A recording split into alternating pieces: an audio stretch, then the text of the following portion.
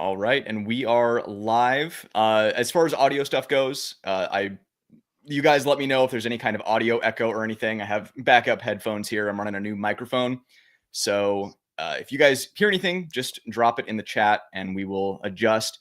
But in today's live, I'm very excited to have a special guest here. We have Vinny from Monsoon Tactical. If you don't know, Monsoon Tactical is the best shop in the world for performance pistol porting. And I mean, your texturing is amazing. All the work you do is art. So go ahead and tell us a little more about yourself. Hey man, I really I appreciate the kind words, especially with the amount of other shops doing very similar stuff. So what's going on, everybody? My name's Vinny DeArmond. I'm an operate Monsoon Tactical here in Ohio.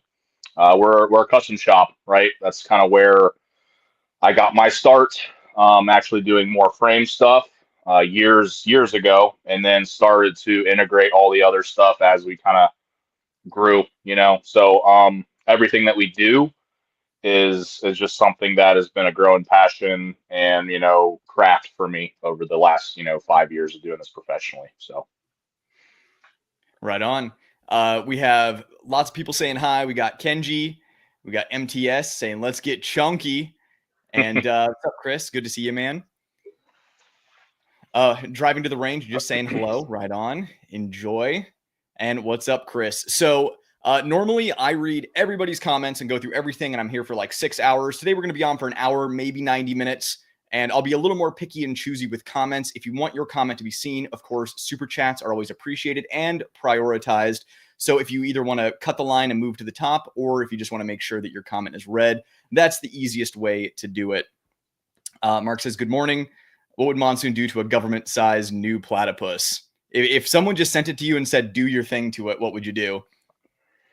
I mean, I'm always partial to our Grandmaster Genghis comp or our Genghis comp as far as the porting side's concerned. And then from there, there's really not much more other than paint that you can do to the platypus. I think it's internally, it comes with a good trigger, good ignition system.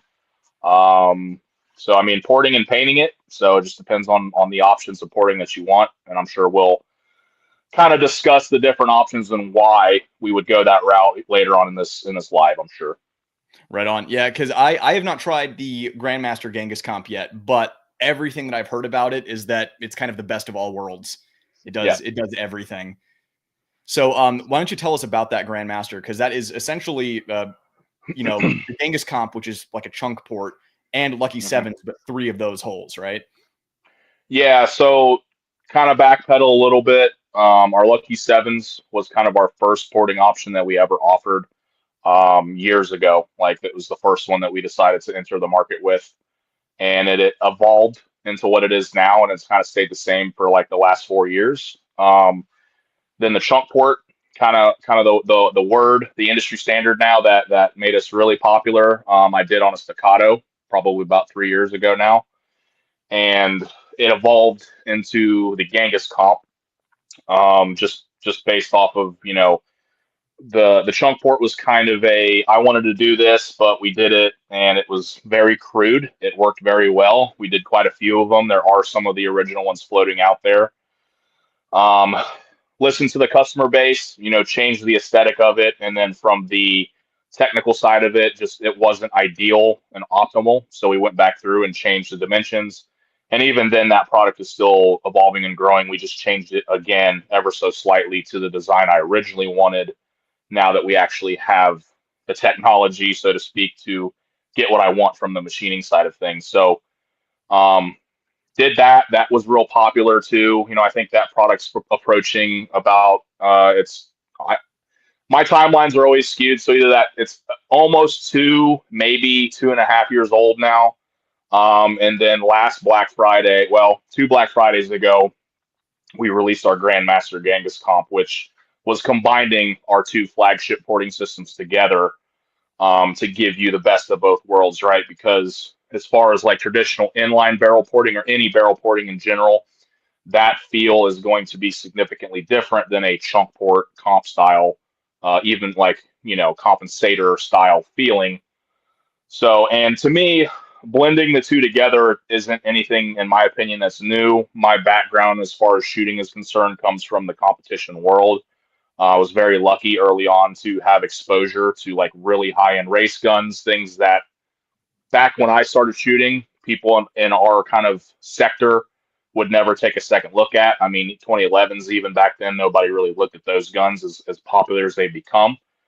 So ports and comps on race guns, whether it's a 2011, a CZ, a homebrewed Glock, was not anything new to me. Um, the innovation or the math problem, right, was to shrink everything down and get them into more practical guns for the normal consumer that isn't really looking to, you know, compete at a grandmaster level, or they just want a better shooting gun. So the inspiration for the grandmaster came from the open gun race scene in USPSA, and then with the two porting systems we had and all the data that we had, it just made sense to put them together.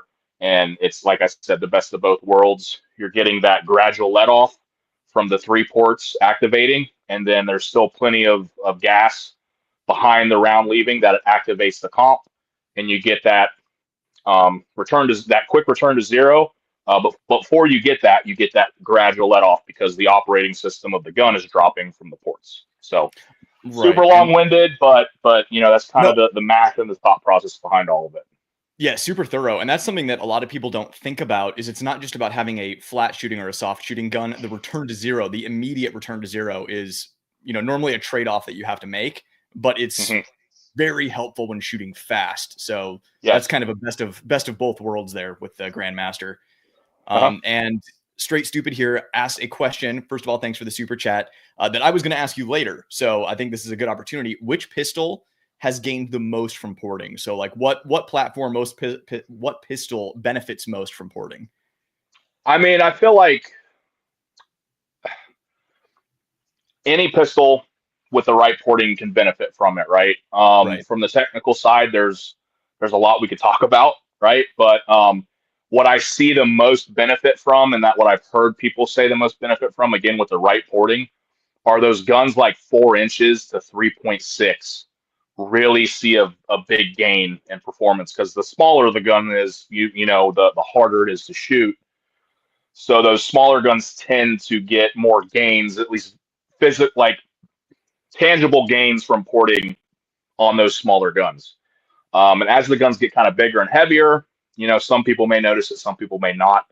Most of the time, you will notice something, but a big significant notice that I've had across the board, my customers saying it's like, hey, my 365 XL, my MMP 3.6 or 4.0 compact guns, Glock 19, stuff like that. A lot of people see a lot of benefit in those size guns for Yeah, sure. I had you do So, my 4-inch compact M&P 2.0 mhm. with Lucky Sevens, and I have the Apex barrel on there too.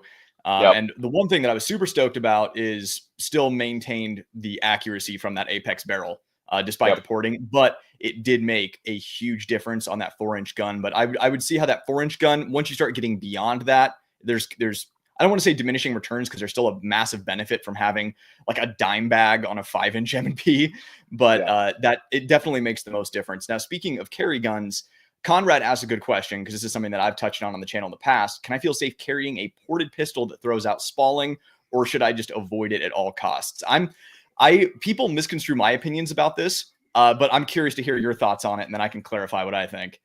Yeah, so this is a common question that we get often, as you probably may think, right? So the reality is with again your traditional inline porting, and I guess I can kind of define what that is. It's like any kind of porting in the barrel, whether it's at the 12 o'clock, 3 and 9 o'clock, like your V ports or whatever, but there's no back boring, right? Your chunk port style stuff, normally if it's done right, like our Genghis comp or our chunk port, is going to have a backbore process that eliminates the rifling leading up to and past that cut. Okay, so more traditional inline stuff, you're not going to backbore the entire barrel to get the benefit of that process.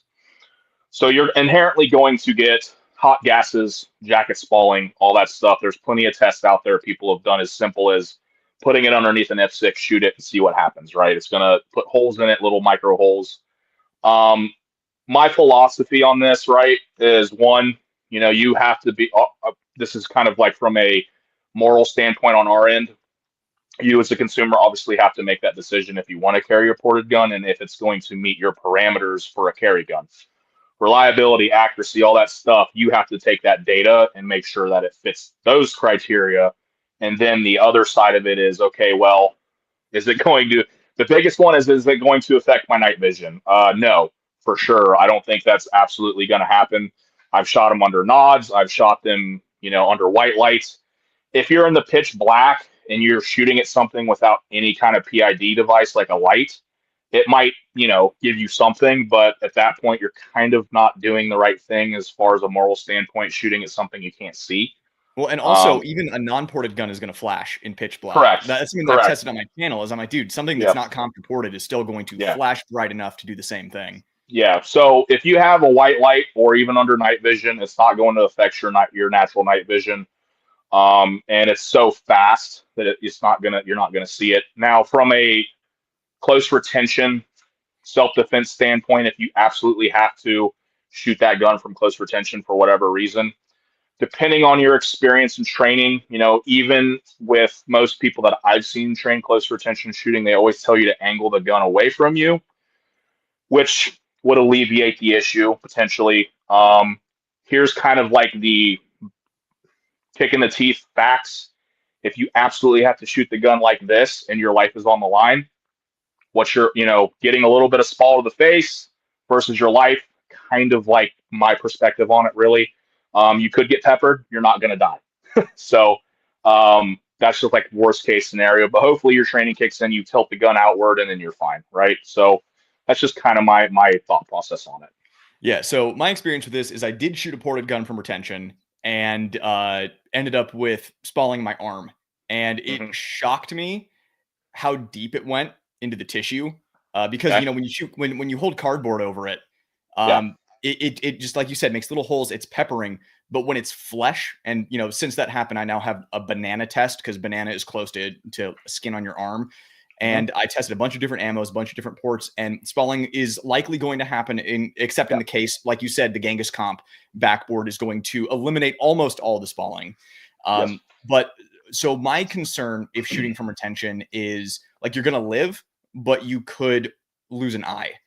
And that's kind of where I'm at with it. Now, personally, I carry ported guns despite having, a scarred up arm from messing around with ports, because I'm hedging my bets that I am likely, if I find myself that I'm in an entangled situation, or if it's a carjacking, then I'm going to be able to tilt that gun away 90 degrees. I found out that 45 degrees is not enough depending on the pattern of the ports.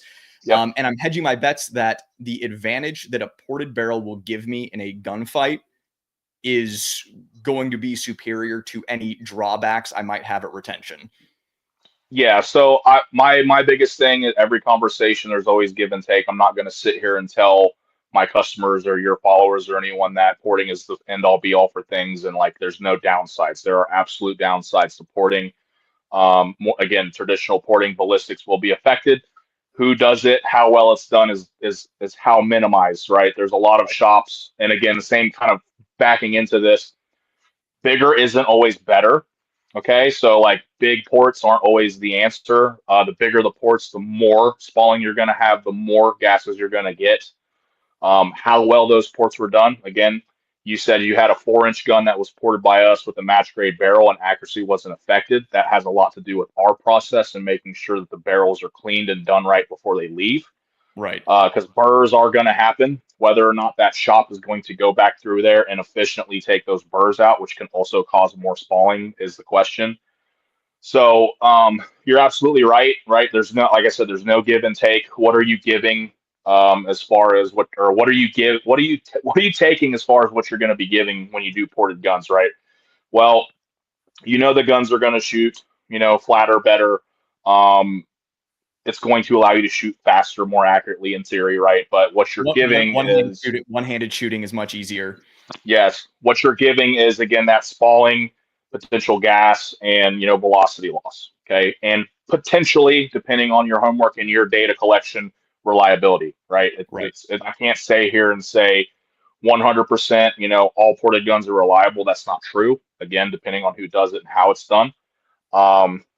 our side of it, we want to keep them as reliable as possible with OEM equipment, which is a big deal for a lot of Mhm. people. And for the most part, our track record has been pretty good. And as soon as we encounter any issues, we always want to get on top of it and find out why, so that we can again collect that data and use it further on down the road. So, I'm with you. I carry a 40 gun, obviously, but I also carry a Genghis comped gun, so a little bit different scenario.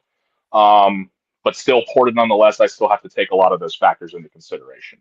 Yeah, it sounds like we're on the same page there. So Yep. we have a super chat from Hardwire 101. Thanks for the super chat there, Hardwire. I understand everyone talks very highly about 1911s and 2011s. I've learned, though, for some people, they're not worth it. A CZ or a Beretta is better suited. So how do you? I know that you carry a Staccato P most of the time, right? 2019. Yeah, either a Staccato P or as of lately the single stack C. So Oh, very yeah. nice. Yeah. So tell me your thoughts on the 1911 and 2011 versus something like a Langdon Tactical Beretta or like a CZ Shadow 2. Yeah, so again, kind of like going back a little bit further in the last couple discussions we had, the 2011 was not a feasible option for a lot of people. I would say within the last 3-ish, maybe 4 years is when it's been real popular, right? Whenever Staccato really rebranded. Um, so before that, it wasn't really a feasible option. They were kind of branded as not very reliable platforms, and Right. they kind of weren't, right? Uh, they did require a little bit of tinkering and playing with, just because of the inherent system and where it actually came from, right? Trying, and most of these more modern 2011s are a 9 millimeter, and the original gun was kind of based around a 45. So it's like trying to make those two calibers work while using the same style magazine. It came with inherent issues, which is why when Staccato rebranded, you can see if you have a Staccato, the different generation magazines that kind of were rolling out as they were figuring things out. And then obviously the new CS and C models come out with proprietary 9 millimeter magazines, external extractors to make the gun super reliable. And then they come out with the HD, which is using a very reliable magazine source, which most of the time reliability issues do stem from the magazine more than it does the gun for most cases. So, you know, now it's just kind of uh, they still can have issues for sure. And it's like, why would you pick a 2011 over, say, a CZ or Beretta that, it's like, because I shoot a Langdon for carry optics, and the Langdon's a very good gun. I picked it because I felt like it was very similar to the 2011 as far as grip angle. The Yep. trigger on the Langdons are very nice. Oh I yeah. just have that one double action pull that's also super nice, and then I'm off to the races with a single action trigger hammer gun, which is what I'm used to from shooting the Yep. 2011 primarily. So it's like, um, it's hard to tell or answer that question as far as why you would choose a 2011 over a CZ, over a Beretta, over whatever, right? For me, I just think, the design of the 2011 it's new, but it's also stemming from a design that's, how old is that now? 200 plus years old. Oh yeah. Or no, 100, whatever. The Yeah. 1911, right? It stems from that same ignition system, that design, and inherently, I just think, that design is just, from a trigger standpoint, all that stuff is just the best for me and my capability. Obviously, when it comes to the shooting side of the house, you either have the fundamentals or you don't. Right. Because obviously, I'm shooting a Beretta and I can shoot it just as well as my 2011. So it's a more of a personal preference thing, right? And this also stems down to you being the person who wants the thing. Does it check your boxes? Is it reliable? Does it have the features that you want? I mean, I don't mind CZs, but it actually would not be my third choice from a gun as far as that's concerned. I would probably pick up something else before I picked up a CZ SP01 or even a Shadow 2 over my 2011. And it's a personal preference thing again.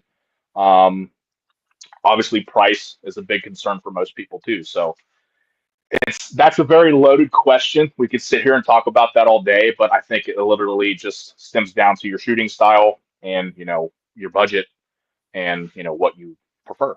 So Yeah. I mean, it's a lot like picking a gun in a video game. It's just like, which one do you like? Yeah. Because at the end of the day, they all do similar things, especially talking about the CZs, the Langdon Berettas, the 2011s. They all have great triggers, great resets, similar grip angles, and similar recoil impulses. It's just which one do you like the most? Which one gets you the most excited to shoot it? But then we can start getting into something like a stock Glock, and that's kind of a different animal. You can still run it really well. It just takes more effort on your part to perform with it. Yeah, I kind of for me, why I pick a 2011 over all the other ones, it has a mechanical advantage over the other two. Yeah. You have to inherently do a lot or put if you don't know what you're doing, put a lot of money into getting a Beretta or a CZ, regardless who does it, to shoot very similar to like even the crappiest stock 2011, right? If we're taking stock gun versus a crappy like Turkish 2011, the Turkish 2011 is probably going to have a better trigger than a stock Beretta or a stock CZ. Right. I would venture to say, right? That's just that the way that the 1911, 2011 sear disconnector, hammer, strut, and bow work.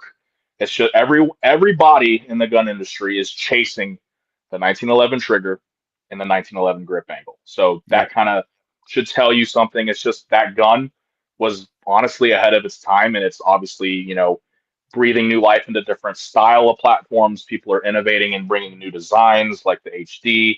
Super hard departure from the original 1911 that John Moses made, right?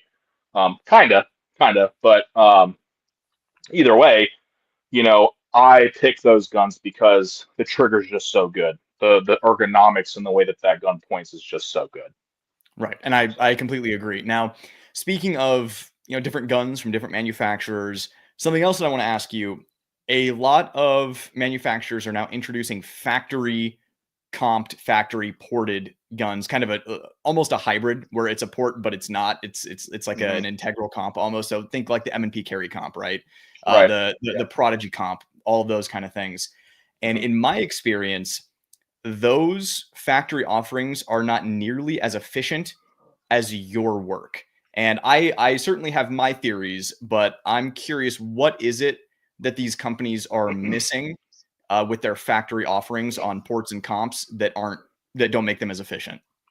So I can only speculate so much, right? If any of your followers follow me, I don't know how long you've been following you. Obviously, really appreciate you. Obviously, reaching out. Us being able to do some stuff with you, doing a video for us. We've been doing this for a decent amount of time. Porting is kind of the new thing, but it's not new, right? Right. Everyone is trying to arrive to a different solution and find the balance, right? When it comes to, and again, I can only speculate so much because we were doing a lot of these different designs years before Springfield, and there's actually some backstory with Springfield. We were a little, I want to say upset, but surprised slash wonder where they got that from, right? Because we kind of did a little bit of work with them, and the next thing you know, they're coming out with all these comp versions, right? So we were doing these chunk ports, and again, I will 100% fall on the sword that chunk port came from me. I used that term a long time ago. Roger from QVO Tactical kind of did the first review on the first 2011 with the name, and now I've been told by multiple companies it's just become an industry standard name, which is fine. It's cool. I like it. But again, we've been doing this for so long that these OEMs are starting to see the trends, right? And this isn't anything new. The bigger guys always follow the trends from the aftermarket companies doing work. They like, okay, there's something going on over here. Maybe we should pay attention. So they start to give these factory options. Okay. A lot of them, however, are kind of just putting a toe in there, and they're being very cautious or being more on the safe side when it comes to porting a barrel, right? So the prime example is the Smith & Wesson carry comp. Okay, the opening for the actual port very small. Yep. The exit diameter way too big. Yeah. Oh yeah. And again, that's them playing it safe. I understand why they're doing it, but there's a actual special number that everyone's chasing I think we figured it out on both ends. Like the port exit and the overall exit diameter is important to utilizing the actual gas being Yep. expelled. And when that exit diameter starts to get too big, you're not really harnessing that gas in its most efficient way. Plus, you're trying to force it through a super small hole when it needs a little bit more room to breathe. But Yep. again, they did that, I think, just to play it safe. Because if those dimensions aren't done right, then you will have a very inaccurate pistol. So, kind of the same thing. Springfield, they're actually not doing it right at all. So they're still kind of on the bleeding edge. It could work, it couldn't work. They might be a little undersized, in my opinion. So it's just a lot of them not either knowing and just kind of seeing things right. Just based off of what I've heard in the industry so far, the military armament comp guns. Okay. Right. Yeah. Um, Again, speculation, but one of the guys that we did our original Genghis comp to those guns to before they came out with the new ones.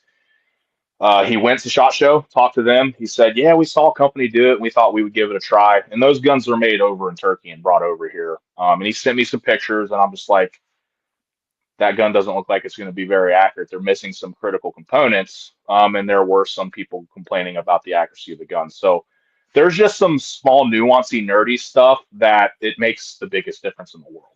So Yeah, because from my experience, just looking at these things from a layperson's point of view, I see on something like the M&P carry comp, definitely like they bored that out way too much. Gases are escaping out the front big time. Like you said, small hole, and they're playing it safe, like you said, mostly for accuracy. Second, for reliability. They don't want to take any risks. They want it to run with every ammo yeah, in a stock configuration, and because of that, they have to be really careful, especially since they're just plugging in the same recoil spring assembly that's in their yeah, non-comped, non-ported guns into that ported and comped gun. So they don't want to make it too efficient. And also, there's a little, like you mentioned earlier, a tiny bit of moral liability, and with a company like them, probably legal liability with something like spalling, because yeah, it was a factory G19C that cut me up, and I'm yeah. looking at this and I'm like, oh man, this could get them in trouble if the wrong person got smacked by this porting. Yeah, the 19C is notorious for shaving very large pedals. And again, Yep. port design, location. The big V ports, they do that, right? They're going, as you can just imagine, as it's spinning down, it's corkscrewing around this super long port and ripping a very long, like curly Q looking piece off, right? Versus something a little bit like our ports on the Lucky Sevens are not very big, right? Yeah. 7 ports does seem a little aggressive, but I've seen a lot, right? The dime bag is the most porting that we do, and honestly, we only offer it for 2 different guns for specific reasons. Um, but yeah, you're absolutely right, and they have to be careful, because for a bigger company, right? I'm sure there's something in writing, small on the website that covers them. We do the same thing, right? We don't market our stuff for any kind of defensive duty use. Again, that's your decision. I'm not here to tell you that, right? I don't think that's smart for us as a company to do, or morally okay to be like, yeah, it's 100% going to be perfect for protecting your life. That's your decision to make. But again, we kind of like it's like we shouldn't say it does this, but I do it. So just take that for what it is. I just kind of protecting us basically, right? So for the bigger companies, yeah, like I said, they're taking it very, very slow. Um, they probably won't deviate from that formula too much, just because again of what it is. And like I said, the Canics, the new Canics that are ported, again, very, very, very small ports. Um, and they're just all these OEMs are taking a very easy step into the porting segment as far as offering it from the factory. So Yeah, it's my opinion that the factory comped guns, like the carry comp, like the Prodigy comp, all of that, it's just not worth it unless you just want a cool looking gun. Because yeah, like at most I'm seeing 5%, maybe 10%, depending on who's gripping the gun, difference in actual recoil and muzzle rise, and it's just hmm like not worth the squeeze. I'd rather get an OEM gun and run it And if I wanted to have efficient porting, send it to you, because you're going to do it right with the proper back boring, the proper dimensions. So it's going to be accurate. It's going to be reliable. It's going to minimize spalling. That just makes more sense to me. Yeah. And like I said, like for the majority of gun owners, right? Because we got to keep thinking a little bit outside the scope of kind of where you and me both sit, right? Yeah. Porting comps, all that stuff. It's very new for a lot of people. So you got to remember, like when the integral slide comp version guns came out, right? And as soon as I saw it, I was like, that's not really working that well. Yeah. All that is another take on like the very fuddy bushing barrel comp for a 1911 that we saw back in the early 2010 era, right? So same kind of scenario with that is just the diameter is so big that all this gas is getting pushed forward like through a forcing cone, kind of like a linear comp, and it's trying to escape through these little vents in a slide. I'm not going to say it's not doing something. It's just not doing as much as people think. But placebo is a thing. People believe what they see. And, whether or not you think the integral slide comp style works is up to you. I don't think it works as efficiently, right? So, and again, very safe way to do it. It's definitely doing something, but it's not doing what they're charging for those guns, right? Like they're charging so much more money for those guns, but they're not offering that much more as far as shootability. Yeah, I 100% agree. It's the integral comp, like where they just poke the holes in the slide and have the shorter barrel in it. It's like I said, 5%, and it would take guys like us to be able to even like perceive that difference. The people who are buying these guns, they need to focus so much more on technique. Mm-hmm. That's going to get them so much further, and that kind of segues into my next question for you, which is, and I'm speaking specifically of your porting, which I think is the best, most efficient porting. How much of a difference does it make on timer and target over just something in a complete OEM configuration? Like how much gains are we getting? It's because for me, it's kind of like a Pareto principle, right? Where you're going to get, like 80% through technique and then 20% through gear. How much of a difference does it make, like actually results on target? Yeah, so the one thing that we're going to try to do this year, because a lot of people ask, right, and we always had kind of a different answer for this, is the first, because there's a lot of like people that make compensators, Parker Mountain, good buddies of ours, a couple other people, they actually have percentages of what their product is reducing recoil, right, from a numerical value for people, and some people nerd out about that. My perspective on that is like, okay, that's cool. It's in a controlled environment where the gun's being perfectly held. There's no outside forces acting upon it. Yep. We're getting a numerical value on how the actual gun is reduced from, the thrust of the gas, stopping the gun basically from lifting is what it's happening, right? Yeah. Because how you get that is pretty simple. Ransom rest, angle finder, stock gun versus gun with a comp or whatever ports, and you can get that value based off of, science and stuff, right? Taking the averages and subtracting them and getting that, stuff we all learned in grade school. And we never did that. Yeah. And then we never did that just because the way you hold a gun and the way I hold a gun are two different things. Totally different. Yeah. The perceived recoil, everyone's so fixated on, oh, wow, look how flat that gun is. The reality for me is I can make any gun look identical. Ported, non-ported, does not matter. If I actually did a side angle and, shot a gun, they'd be like, oh, it's a ported gun. It's like, no, my fundamentals are just extremely solid. I shoot a lot. That's that's the meat and potatoes of it, realistically speaking.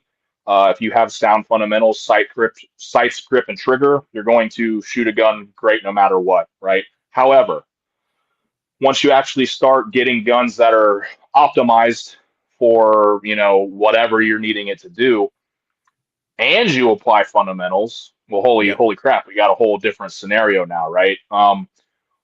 Porting in comps and better triggers and stuff can help someone with poor shooting, but it will not fix them. Okay. Yep. But if you have someone that has that structure, that base, and you give them better equipment, then yeah, they're going to use it better. Like the prime example of this is the competition circuit. A lot of the tactical guys and even just enthusiasts slash EDC dudes kind of still look at over competition. It's becoming more accepted and people are understanding what, like, everything stems from over there 100%. A lot of the soft guys, high tier units are seeking out world-class shooters like Max Michel, JJ Ricazza, all these dudes to train them on the shooting segment, because shooting is shooting. It's just how well and efficient are you doing it, and those guys obviously have it figured out, right? So again, the equipment side of it, they always say you can't buy skill, which is pretty true. Depending on how you look at it, unless you go pay a trainer to train you, then you are technically buying skill, right? But putting magwells, triggers, all that stuff on a gun to make it easier to use is going to help you. So same kind of scenario with the porting and all the other stuff. And again, this kind of gets into the different porting systems. If you are a super sound shooter, you understand how the gun's going to return for you, then you might want something more like a comp, okay? Because you don't need a lot of extra help to keep that gun still. However, the comp is going to make that system return quicker. Like, it. Everyone I've talked to says the same thing. Chunk port, Genghis comp, GMGK. Hey, return to zero is phenomenal. It's instant. Meaning my grips and sight are perfect. When I pull the trigger, the gun's returning right where I left it, right? So that's the gun doing that on top of your good fundamentals. From an actual perspective of use case, like actually running a gun, yeah, I can absolutely tell, and I don't have a good answer for you as far as the numerical side of things. I just know that my gun's returning quicker so that I can shoot sooner, right? Whether or not that helps you as far as that answer is concerned, the gun is helping me shoot sooner, for sure, on top of good fundamentals, right? Yeah, the way I view it is it's almost like it doesn't make me better, it just makes it easier to perform at a higher level. And Correct. It's so, like you said, when you have all the good fundamentals, you have the good grip, target focus, all that kind of stuff, having ports, having good grip texture, having all that kind of stuff makes it so that you don't have to put in so much of an input. And the reason I like that is because I'm, like an EDC dude. I like, defensive shooting. For me, it's the only way that you can really count on stopping someone from doing what they're doing is to drain them. And like their central nervous system, the immediate shutdowns. But when things are in a 3D environment, things are moving, you're injured, things change. So I like being able to more accurately deliver shots faster, because when you start shooting fast and you have a ported gun, it's easier to keep a tighter group. Like you can shoot a non-ported gun just as fast and just as well, but it requires more of an input on your part. So I like to make it as easy to perform defensively as possible, because, shooting at a piece of paper at an indoor range is one thing, and being in a three-dimensional environment where things are insane is a totally different thing. And I want my gear to be, number one, reliable, and number two, easily perform how I want it to. So like, that's why I hedge my bets and still carry a ported gun, or a comp gun, whatever. I've been carrying ported guns recently because that's worth it to me. It makes it easier. Yeah. And it's, kind of like just piggybacking off of what you're saying, right? The overall use case for what you're using it for, most people, right? And this is me kind of hitting you on the back of the head a little bit, is when you get a ported gun and it's done extremely well, you start to get lazy, because the gun is doing it is doing a lot of work. Again, it will help a shooter that's not very good, but it will not fix them. Yep. But if you have a good shooter and start shooting a ported gun, like, wow, this thing's just, I don't have to do much. I don't have to put more input into it from a standpoint of like when I'm 100% on a good day, right? And you just to start to diminish and get lazy with the gun because you don't have to grip it as hard, right? Versus a stock gun, right? To get the same result, I'm gonna have to bear down on the gun more often.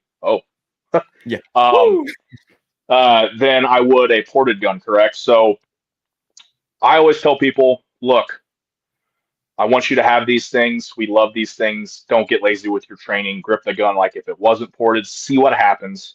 And when you're not at your best, the gun will kind of help you, right? Bingo. So like you said, that's perfectly articulated. Yeah. Yeah. Like you said, in a defensive situation, you're willing to take the risk that the ported version of the gun can inherently have but on your worst possible position on a game day that we hope never happens, if you get shot in the arm, you have to go one-handed.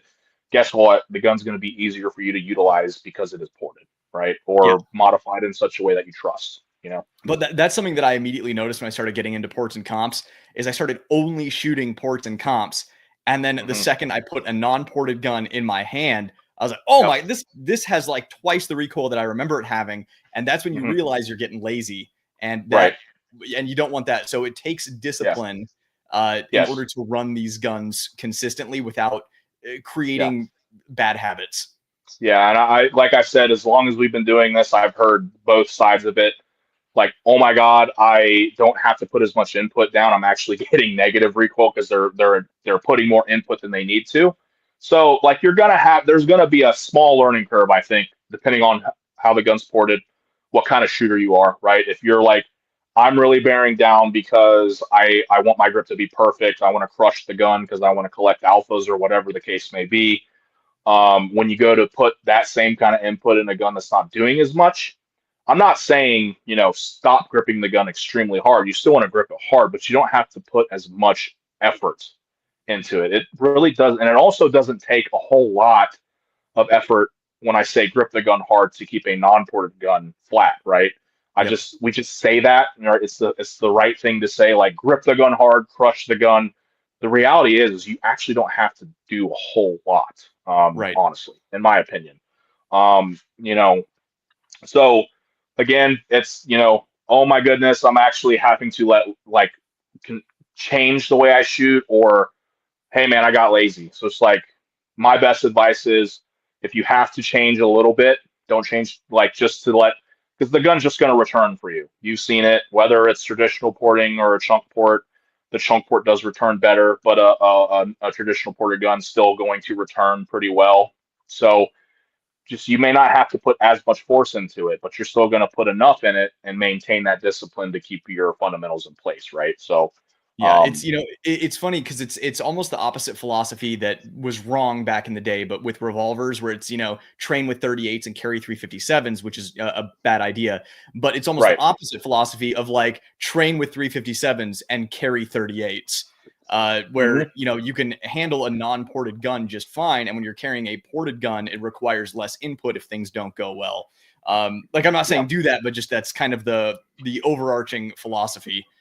Yeah, the philosophy of because we were just we're getting real heavy into the USPSA circuit, me and the team this year, and my business partner Zach, was having a little bit of a struggle understanding the kind of training that we were doing with Donovan Moore at Point One Tactics. It's like, man, this is just really boring and it's really hard. I'm like, your training should be harder than the actual thing you're going to encounter, right? Yeah, It's hard to say that on the defensive side of things because you just don't know. exactly. But if you're just talking about fundamentals, right? Sight, script, trigger, that kind of thing. If your training is extremely hard, whether it's with heavier ammo or the difficulty of target, distance, all that stuff, then you're going to be set up better, in my opinion, for an unknown situation on that side of the fence, right? Like I don't get too heavy into that because it's there's too many variables. But like when we're just talking about shooting a gun, which is what you're going to do, whether or not it's in a practical sports scenario or a defensive role, if your training is harder on yourself and mentally taxing, then you're going to be in a better position with that firearm in general. You know what I mean? Yep. So basically, train with a normal gun and then bust out the Grandmaster Genghis comp when you're getting the challenge coin. Oh no, however you want to do it, man. You just don't get lazy, train hard, understand what the fundamentals are, and execute them at a high level, regardless of because that's what all the world champions are doing. Whether they have a 38 Super 4-chamber 3-port comp open gun with a thumb rest and a frame mounted dot, they are still applying the fundamentals at a high level to win those world championships, right? So it's just Yeah, having that mentality. It shouldn't matter what the equipment is, right? At the end of the day, exactly. but we obviously do know that equipment does help, right? Yeah. It's definitely a thing. All right. So we got into some defensive stuff there. Let's lighten things up a bit. What are a couple of your favorite video games? Oh man, I used to love playing video games, but as of recently, it just has not been on the Yeah, bet. The Lifetime, priority lifetime. list. What are a couple of your Yeah, favorites? I'm still kind of an old school guy, man. I like the old stuff. Primarily, I'm a big Resident Evil guy. And the classic RE games are my favorite. You know, one through I would say four. You Oh yeah, know, for sure. as far as PlayStation 1, PlayStation 2 stuff. I like the older stuff. That's kind of nostalgic for me. Um, so I would say probably those. And then, you know, if we're talking like honorable mentions, oh, you know, N64 stuff. We got Conker's Bad Fur Day. Oh We yeah. got GoldenEye. I think that's pretty standard one on there. Um, you know, I don't know. That's a pretty hard one. But I know for a fact that I still have all my RE games. Oh But yeah. that's probably definitely my favorite series. Yep. I think that Resident Evil is an underrated gun person's franchise. Like I feel like Oh, when absolutely. young people think about Call of Duty and all that stuff, I think Resident Evil is like the best franchise for gun guys Hmm. because the guns are done really well Yep. and it's more of that survival aspect. I don't want to call it Yeah. realistic because they're zombies, but it feels more Yeah. realistic than something like Call of Duty being in that survival Well, horror. yeah, whether or not you believe in the zombie side of it, right? Like the Yep. resources are scarce. You have a lot of adversity and problem solving things that, and as far as Call of Duty is concerned, you're just running around picking up plate carriers and bullets and just going on. And people think that's how real life would really shake down as far as, things hitting the fan, right? Yep. But RE was just more of a gentleman's game, I think, as far as testing your mind. And I was like, I don't know, 8 when I played the first one, Oh right? yeah. So I was young. Funny enough, my dad actually he said I could play an M-rated Resident Evil game before I could play a T-rated Grand Theft Auto game. He thought the Grand Theft Auto game was worse than survival horror gore, which is funny. But yeah, I actually one of my YouTube video ideas is actually doing some guns from Resident Evil 2 because I have Leon's pistol. Like I actually own one, and one of That's my the buddies. BP70. Yep, I have one. It's a horrible gun, The trigger. but it's cool. Yeah, but it's cool. I have it. It's nostalgic for me. I'm always on the fence on if I want to cut it up or not, because Yeah. it's never going to leave my personal collection. But then I also have a buddy that has a Remington 500 that he got custom work done from someone. The name escapes me, but it looks exactly like the shotgun in RE2, the first one you get. I think it even holds the same amount of rounds, super small. It's an Nice. AOW. It's an AOW, so it's a pump. So I thought between the resources that I have, I could make a video being like kind of bridging that gap a little bit because RE2 probably is my favorite out of the series. Yeah, it's really good. I feel like it's everyone's honestly, but it's It's the first one objectively, I I think remember. it's objectively the best, critically the best one. The only Yeah, one that can really compare critically is RE4. But I think yeah. RE2 is just like the penultimate Resident Evil game. But one of my videos that you're gonna have to check out, I'll send it to you after this. I built Jill's Samurai Edge from RE3, 100% accurate, and I did a think video yeah, on that. But yeah. yeah, I would love to build a Samurai's Edge at some point for sure. yeah. The Yeah, the problem is it's all cosmetic, and you're into it for like 2 Gs just for a yeah, cosmetic, just for a yeah. cosmetic. I'm pretty sure because I've looked into it multiple times, man. Trust me. I'm pretty sure there was a shop doing like all the engraving and all the serrations, which obviously I could do that, right? Yeah, Personally. But finding the right slide because there's a specific slide you need, the grips and all this stuff. There's a couple of good companies making grips, so it would be a cool one to do for sure. Um, just to have that as well. And then what you did Jill's model. yeah. Yeah, I'm not sure which one I would want to do. Yeah, the only I mean, Barry's model would be fun. I did Jill because Jill is waifu, and also because it was the easiest one to build out of all of them. Yeah, Because you start looking at like Chris's, and it's like that's got some weird color things. Wesker's is almost impossible to build yeah, 100% accurately, and then like Barry's is insane. I have a Barry yeah. inspired model, but not 100% accurate. Right. Yeah. Yep. So that's obviously the when you get real nerdy about it, that whole cloning thing, right? 100% clone accurate as far as like the Yeah. rifles and stuff that everyone's getting into now, as far as redoing like, Black Hawk Down, Gordy rifles, and all the other things. Everyone either there's like inspired and then like 100% clone correct, right? So I get Yeah. it. It'd be hard, for me as far as like, do I want to make it 100% or do I just need to do it enough, right? Because part of me would like, well, I don't shoot the VP70 that much. Every once in a while, I did some content with it when I first got it, and then it sits in the safe. It makes me happy that I have it. So probably the same thing, but I had an idea of maybe doing a version off of a Langdon gun with an RDO, so I'd actually shoot a little bit more. Yeah. But I don't know. Yeah, It's my Barry inspired one started out as a Langdon tactical, and then put like a Jarvis like dual port comp on yeah, there, SRO, that kind of stuff. So it's yeah, like, what would Barry be running today? yeah, Someone just we have another gamer in here. It doesn't help that the woke infiltrated the gaming scene. That's yeah, why we're talking retro games right now, because yeah, uh, classic Resident Evil does not no fucks given. yeah. I don't have much of a modern gaming background. I didn't get into the whole online stuff. My online journey, so to speak, was like Modern Warfare, right? The Yeah, like the original one, maybe a little bit of Modern Warfare 2 when I was a little bit younger. Nowadays, like I bought and also too, like modern consoles annoy me. When I first got a PS4 during COVID, the only reason I bought I guess I missed the game too. Because this will kind of tie into it. The only reason I bought a PS4 was to play RE7 remake, or I'm sorry, FF7 remake. Holy crap!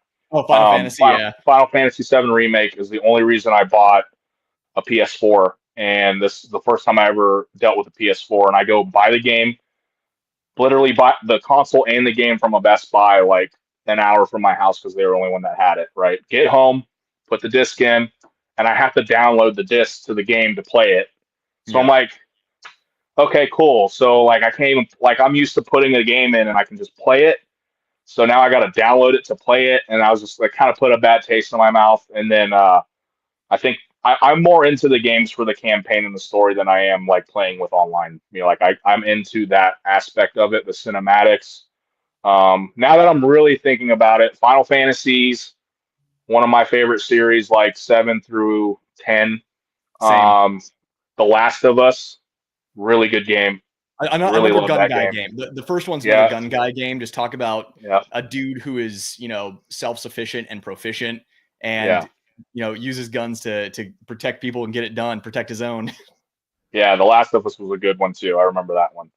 So, yeah, that's really I love games. I love anime and stuff like that.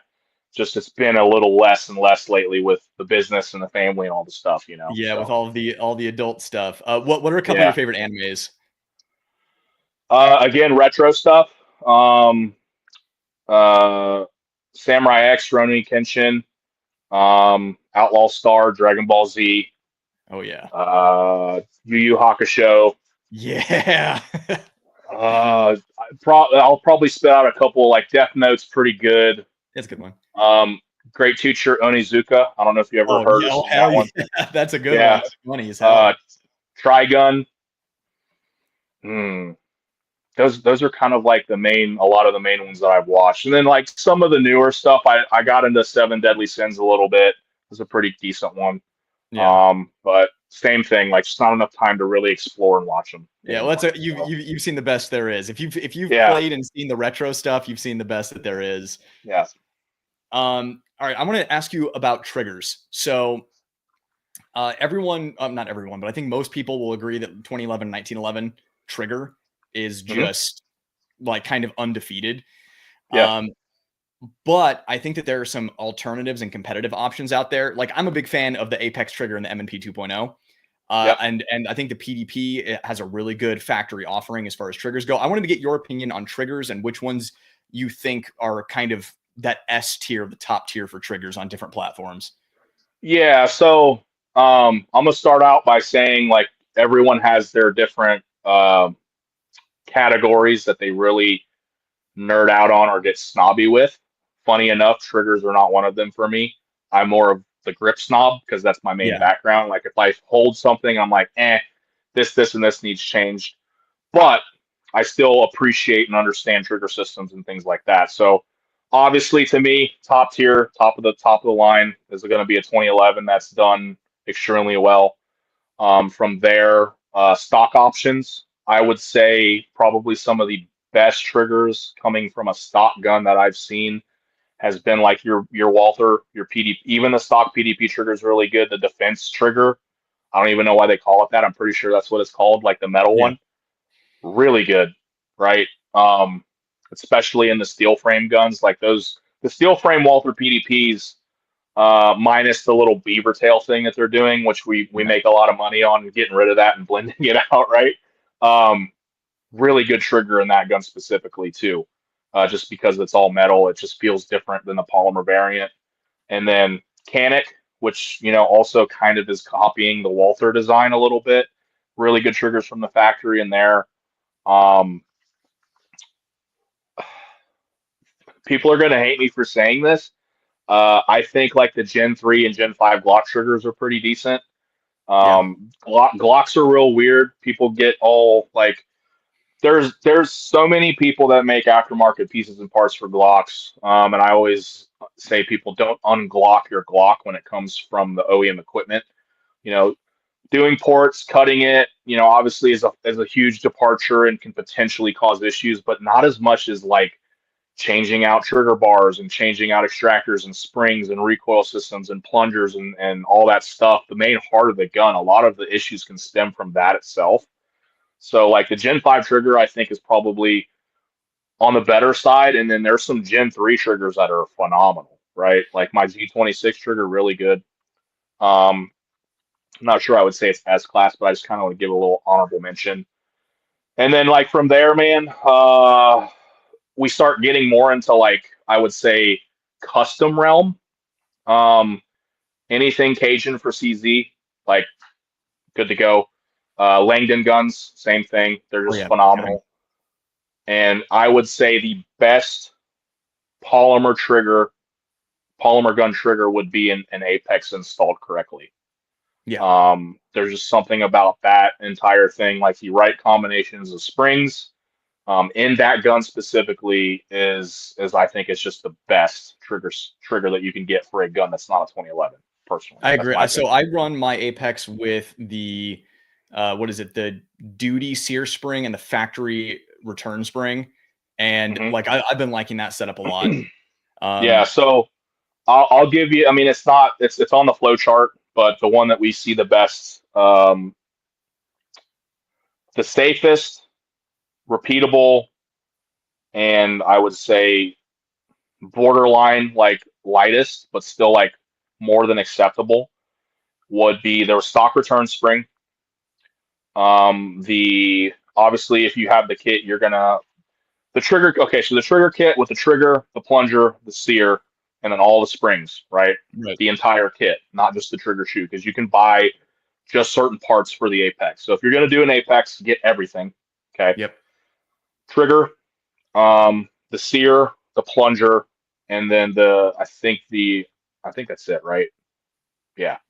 So you put those main components in, and then as far as the springs are concerned, we really like the plunger spring that comes with the plunger from Apex, the stock return spring, and then the lightest sear spring. Lightest sear For spring. Okay.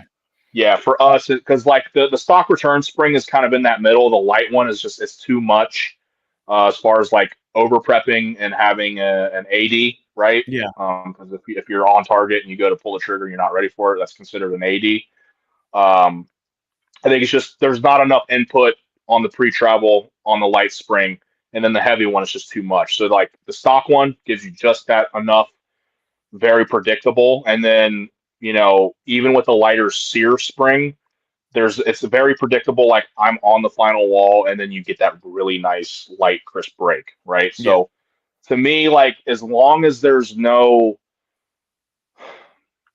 discernible difference between my pre-travel to the final wall and I have no idea when it's going to go off, that's a bad trigger in my opinion, which is again why the 2011 is so good if it's done right. It's just like I like pre-travel in my triggers. If I can get rid of the over travel, that's what in my opinion, is where you're actually going to see gains as far as trigger speed goes, because you're taking all of the slack out of that system so that when you get to that final wall, the break distance is minimal and the reset distance is minimal, right? Which obviously the Apex, with the way their shoes made, does that.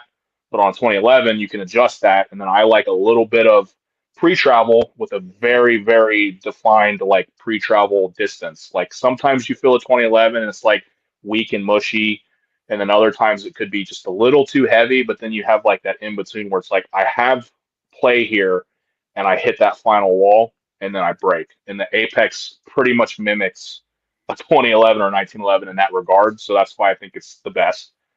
So as long as, again, I have a very predictable pre-travel like range and to a defined wall, the weight kind of really is irrelevant as long as it's not something ridiculous, right?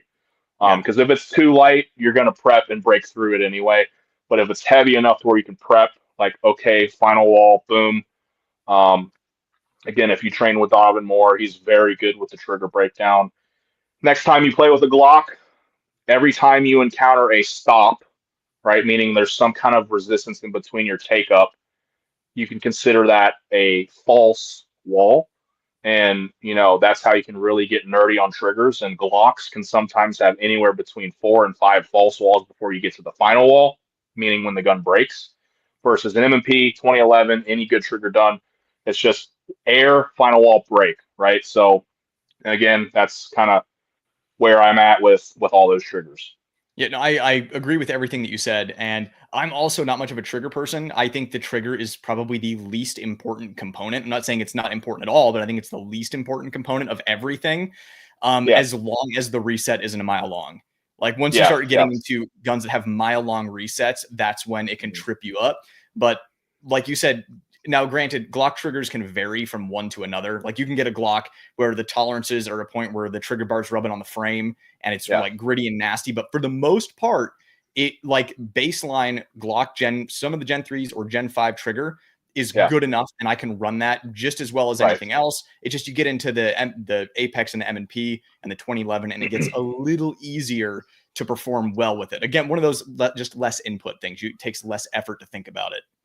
Yeah, and again, it's just more of a higher level of shooting and understanding, right? When you get to when again, a lot of people when we first started shooting, uh, triggers were kind of important because we were taught an old doctrine how to shoot a gun.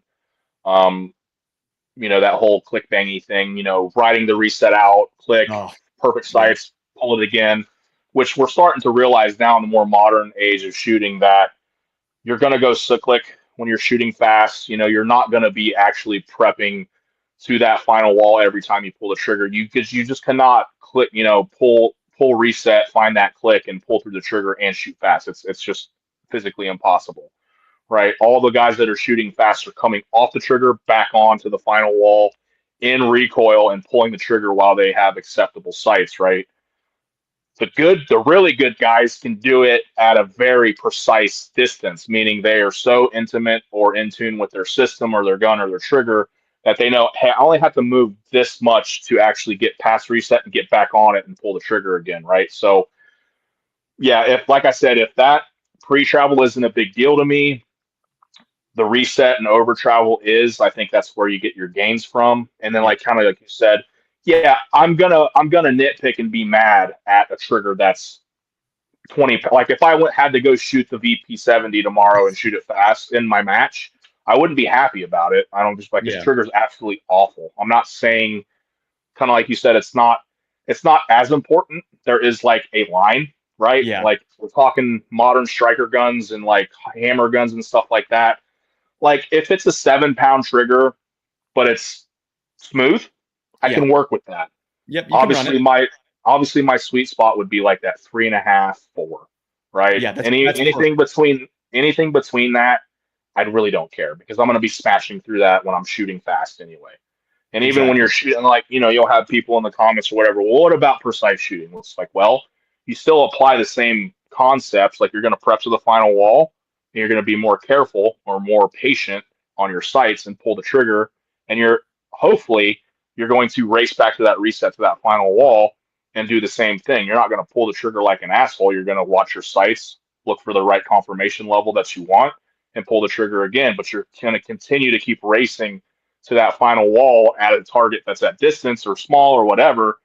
And funny enough, you actually become more accurate doing it that way, because now you're just like perfect, perfect, perfect. And then you can instill some input in the gun at distance, which is, cone of deviation, all that stuff is going to be a mic or a delta or whatever on paper, versus Yep. you're already ready. You're just waiting for the right confirmation sites, right? Right. Yeah. No, I completely agree. We're on the same page. All right, Frank with the super chat. What porting package would you recommend for slides that have built-in comps, such as the X macro, Lucky 3s, Lucky 7s? So, and by the way, we can free flow for a while if you want. I know we're at an hour. I'm good. Just to let you know. Okay. So we don't have to like cut it off it. Yeah, Yeah, just we'll so you know. we'll give it like another 20 or 30 and we'll wrap it up. Okay. Yeah, whenever, man. Like I said, it doesn't have to be. If you do these a little bit longer, we can keep going. So I enjoy conversation. Yep. So for guns that have like integral comps, we kind of just started opening it up this year, more or less, to adding ports to say comped guns, like actual guns that are comped, and guns like this, right? So for the X macro, it's still a 365 barrel, so the super small one.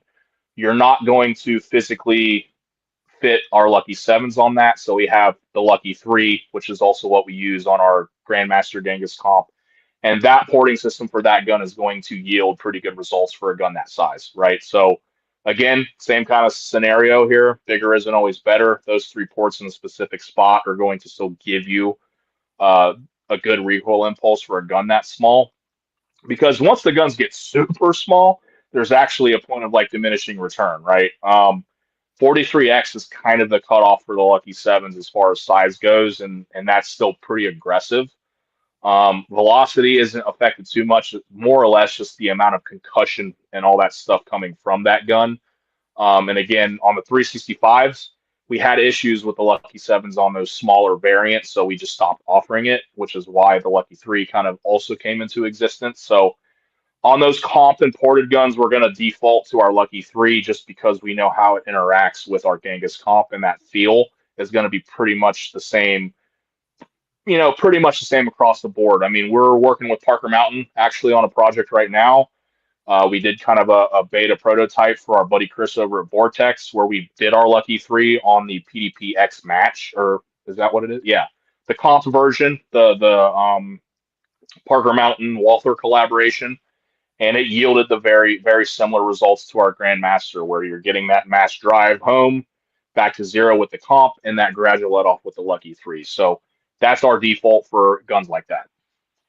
Perfect. Yeah, that makes sense to me. All right. I also want to ask you about grip texture. So I know you do you offer different grip textures? Because I see the ramen one all the time. That's the one I see on the gram. Yeah. We have different grip textures, different grip modification packages depending on the gun. It's, again, I'm a grip snob. That's where my main thing came from as far as what the first discipline, I guess, whatever you want to call it, of modification came from, was modifying Glock frames to be a better fit for my hands and my shooting. And I started doing that back in like 2015. Okay. And it's obviously evolved tenfold to where we are now. So my goal was always to blend the aesthetic with the function, right? There's a lot of when I first started, laser stippling was just kind of rearing its head. Now it's everywhere. And there's only one company, maybe 2, but one for sure, that actually does the laser texturing that's worth a shit. And that's Josh McCabe at JM Customs. His laser texture is phenomenal. But you still just can't beat very well done hand stippling, because it's going to yield a better result, because it's just like anything hand done, right? There's just a little bit of soul into it. And okay, iPhone's doing this thing again. A little bit of soul into it, and if you have someone who's doing it from the mindset of kind of like a shooter, we kind of know what we're trying to achieve, right? So I guess I'm not 100% sure what your question is as far as like what the best is or what like Yeah, so kind of what. it was like an intro to the question was like what do you look for in a good grip texture? Because your ramen grip texture, everyone seems to love that one. So what makes a grip texture so Okay, good? Like, what do you look for? durability and longevity, right? So I don't know how old you are or how in tune with the gun scene you are, but back in the early day, like not even too long ago, almost 10 years ago now, um, like Salient, right? Early agency guns, even just Yeah, stippling in general, used to that micro dot stuff, that really velvety stuff. right. Um, I've done it before in the past too. It feels good at first, but it Yeah, does not last. Like yeah. you'll end Day up with a one, day bars. one feels great.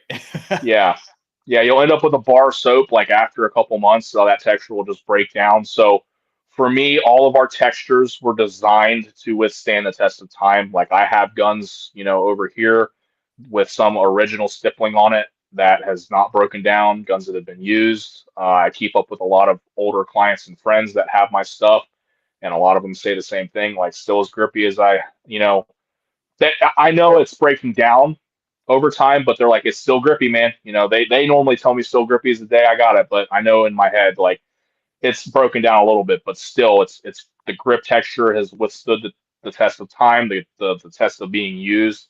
So if you look at a lot of my textures online, they all share a very similar kind of aspect to them. They're kind of interwoven and very big, right? And the reason for that is it's got more surface area for the gripping side of things, lets your hand actually sink into the gun. But those more robust textures are going to withstand everyday use unless you like drag it across the parking lot or something like that, right? So Right. for me on the texture side, has to be grippy. It doesn't necessarily mean it has to be borderline offensive. Like some people, ask for, but they don't really know until they get into it. It's like we're trying to make these guns be very grippy, quote unquote, the word aggressive, but in the right spots, in the right areas.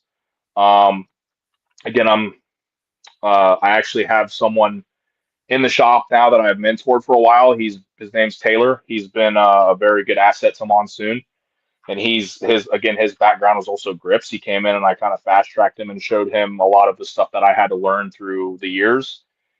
And even for me, he's learned a lot. He's very good, but I'll pick that thing up and I'll start feeling it for hot spots or sharp points, and I'll go back through and I'll cut them down, heat them up, so that if for me, if I grab it and I like it, I know, as kind of facetious as that sounds, that the person getting it's going to like it, because I'm just that particular that if this little part of the grip stabs me, that's not good, right? Yeah. I want whatever this customer's getting to be perfect.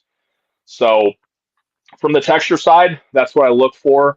From the frame mod side, that's a whole nother like can of worms. The Glock is a very good candidate to talk about.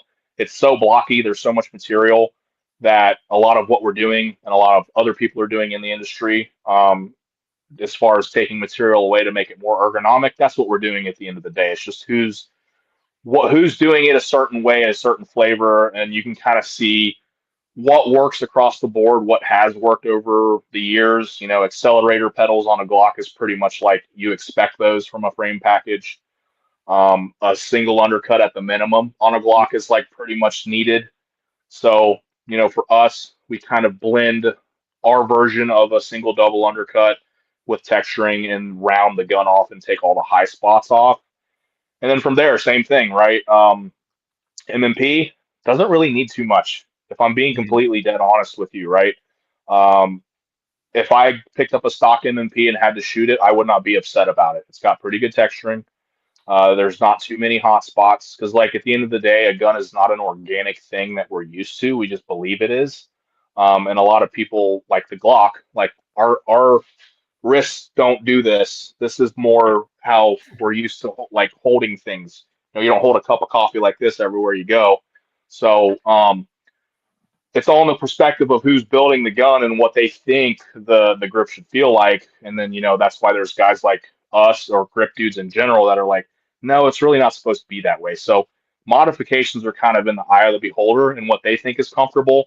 Um, and for the most part, it across the masses, a lot of people would agree with them if they look at it from that micro level of like, you know, flatter backstrap on a Glock, glove bevel so I can get in there better. All the sharp edges, we get rid of them, you know, and then the texture is secondary. You want it to be aggressive, but not too aggressive, and then last a long time. So that's kind of like the down and dirty version, what I look for in grips, you know? Perfect. So, Yeah, because I like my biggest concern with stippling is, like you said, longevity and durability, because there are a yeah, lot of grip textures out there that feel good, but yes, like you said, they just and this is, you have to use your stuff to know this, yeah, that it will wear down and then you'll basically have yeah, nothing. yeah. But okay, what was I gonna say? And I didn't. Do you know why the vast majority of manufacturers that make polymer frame guns leave, like, their texture doesn't go all the way up to the top of the grip? They leave like a dimple in the thumb area. Like, to me, that is like this weird tradition that Yeah. I'm not sure what purpose it serves. I didn't know if you know why they do that. I've heard a couple of different arguments on it. You know, a lot. The one that made the most sense to me, and I think is actually true, because mainly Glock does this, right? Like Yeah. they're the biggest reason why. And normally when we go to do any kind of framework on a Glock, that like little weird hump that is by the magazine release that kind of blends into that weird hump. Um, a lot of people thought it was for your thumb. Um, I don't 100% believe that's what it was for. And then I don't know who said it, but somebody said it was for like your support hand to kind of fall into.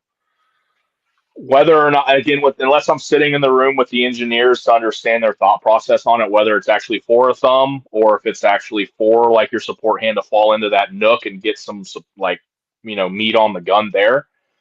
I'm not 100% sure why, to be honest with you, why they, you know, well, Like, immediately I'm thinking of the M&P 2.0, where there's yeah, not even a dimple there. It's just like this empty space where no they stop the texture. texture. Yeah, and Yeah, I'm just like, what? Like, why do you do that? Because I'm thinking like maybe it's to get to the mag release. There's no texture there to stop your thumb up. But I'm like, but then there are guns that are stippled that aren't a problem. So yeah. the reason I ask everybody this question because I've asked manufacturers themselves and nobody can give me an answer. I'm like, well, then why are you still Yeah, doing it? yeah, I don't know, man. It's hard telling. If I could build a gun, it would look completely different than what most manufacturers. It's just like anything. Engineers are building these guns, not shooters for the most part, right?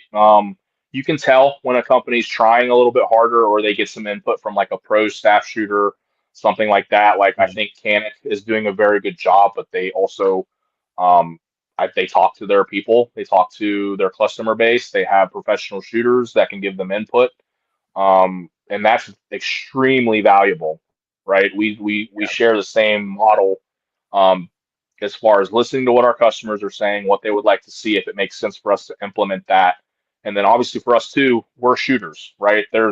There's something about companies where the owners or the staff or whatever are kind of held to, or what, or just we get into this because we love shooting, right? Realistically speaking, like that's I like shooting. I got into competition. The Glock was the platform that I chose back in the day, and it sucked. So I started modifying it and playing with it and changing it so that I could utilize that gun better, you know. And it just so happened that that kept crossing over, and me as a seasoned shooter can kind of know what I'm looking for and apply that to what we're doing. And then, you know, luckily enough, guys like you, people out there get it done and they see the benefit from it. And, you know, that makes me feel real happy inside to know that something I thought of would benefit other people, because at the end of the day, I'm just being selfish and I want it for myself. But now we're able to do it for everyone. So it's like with these OEMs, you know, these bigger guys, it's just, we're going to make a gun this year and it's going to look like this because it kind of looks cool, or there's really no input into some of those platforms, you know? Yeah, So, no, and that's, to me, that's the greatest strength of your shop and why your shop is my favorite. It's because all of you guys are great shooters. You specifically are a phenomenal shooter. And because of that, you can like, you know what it takes and you know yeah. what you're looking for the equipment to perform at your skill level. And that is Hmm. going to just trickle down and apply to everybody else who's also below your skill level. Yeah. It's probably your greatest asset is how great of a shooter you are, is you understand what works. Yeah, it's able for me to, do these lives unscripted and have actual, um, tangible or, verbal stuff to back up what I'm saying here, is just because like I just understand that. And I'm not trying to be, egotistical about it. It's just kind of the way it is. And then I treat everybody that asks questions like, hey, because I get all the time, hey, this might be a stupid question. Like, no question's stupid, really. Yeah. So what do you got? How can I help you with that? So, and it's very beneficial. All of our buddies across the industry that are doing well kind of have the same mentality as far as like, we need to get out, we need to actually shoot, we need to test our gear, make sure it's going to work the way we want it to. And then, if you shoot at a high level and you're out there marketing and doing the thing, it puts a little bit of pressure on you, but people, they know that you can shoot and they expect to see that, live or whatever. But it holds so much weight on the business side where it's just like, yeah, Vinny can shoot, Zach can shoot, Taylor can shoot, all the guys over at Monsoon can, burn it down.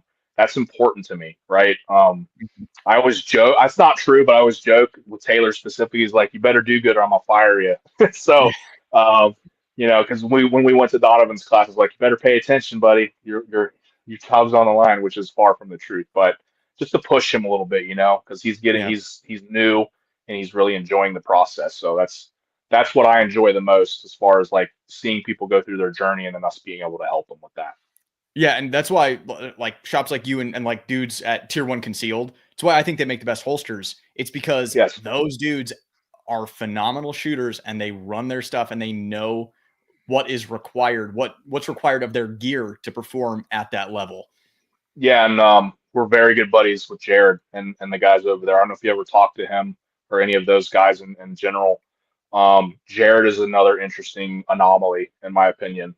Dude's just phenomenal shooter in general, and his mind and his thought process is on a completely different wavelength. And we've had deep conversations throughout the middle of the night at his home range in Idaho, and we kind of talked about it. He's like, yeah, when I made this holster, I wanted it to be, a good carry holster, but I want it to be something that you can run fast.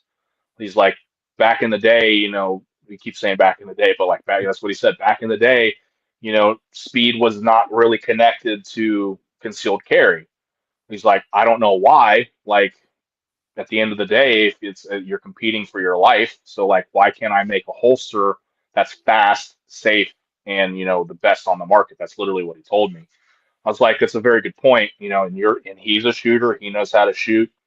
There's no, like, it's almost standard now to have a 1.5 to sub-second draw, and honestly, like, you could never do something like that with your leather Bianchi holster with a FBI can't back in the day. You just couldn't, right? So the new technology in holsters and stuff, it's important. And a lot of these guys that shoot and understand that and can actually produce that, like I said, that one to 1.5 second draw speed is almost standard. Like, you should have that now. Which, Oh yeah. why And would I mean why wouldn't you want it? You know what I mean? and it's so critical from a defensive aspect because there are people's lives who would have been saved had they had a draw that was a second and a half or faster.